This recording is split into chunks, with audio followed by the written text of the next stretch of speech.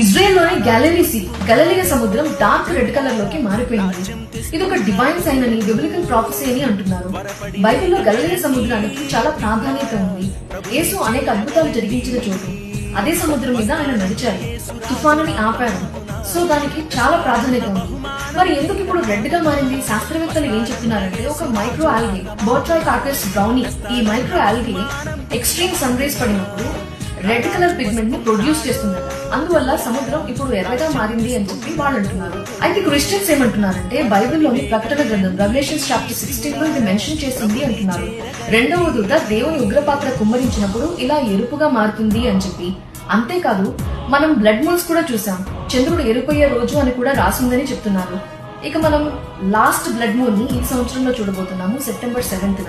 So అది కూడా mention చేసింది అంటున్నారు. చివరి రోజులకి ఇవి సూచనలు అని అంటున్నారు. నిజంగానే బైబిల్లో ఉన్నట్టుగా జరుగుతోందా?